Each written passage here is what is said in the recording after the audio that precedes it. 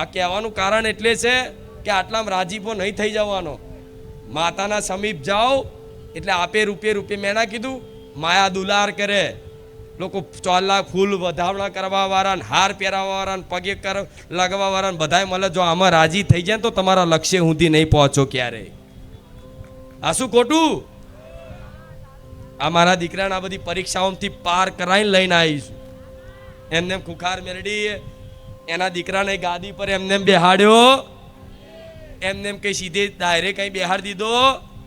TP જેટલો ઘસી પટેલ આકાર આલ્યો છે, જેટલી જગ્યા અપમાનિત કર્યો છે મારા દીકરાના હાથે કરીને મેં ખુખાર મેલડીએ.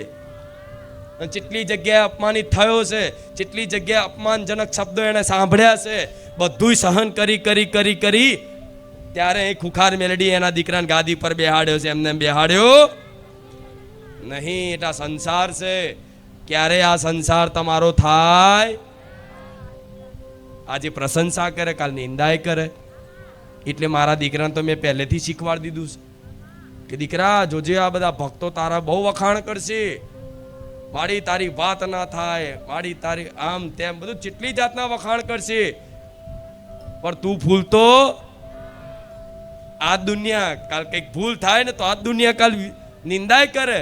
એટલે મારા દીકરાને ખબર પડી જાય પ્રશંસાનું સુખ લેશે તો નિંદા રૂપી દુઃખ એને વેઠવું. પણ પ્રશંસામાં ફૂલ્યો નહીં તો નિંદા કોઈ ગમે તેટલી કરે ને એને ફરક પડે. એટલે આ તમારે શીખ લેવા જેવી છે. કોઈ પ્રશંસા કરે ને તો ફૂલવાનું નહીં. કોઈક તમારા કાર્યના સેવાના પ્રશંસા કરે, પશુ પક્ષીની રોજ સેવા કરતા હોય તો કોઈ કહે અરે યાર તમે જબરજસ્ત સેવા કરો છો, તરત આમ ફૂલીને જ હા સાચી વાત છે, ફૂલીને જવું તરત કહેવાય કે ના મારી સેવા કરવાની કોઈ યોગ્યતા લાયકાત નહીં, પણ આ તો મારી ખુખાર મેલેડીની કૃપા છે કે થોડો કૂતરાને બિસ્કિટ ખવડાવી શકું છું, નહીં તો મારા ખાવાની ઓકાત નહીં, હું શું બીજાને ખવડાવું.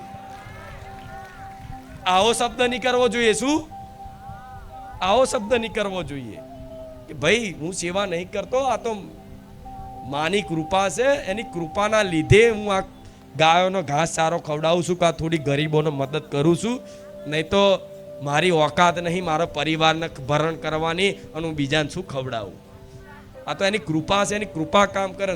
તરત એ માન સન્માન તમે એ માતા ભગવાનને સમર્પિત કરી દીધું. તરત જેવું આવ્યું એવું સમર્પિત.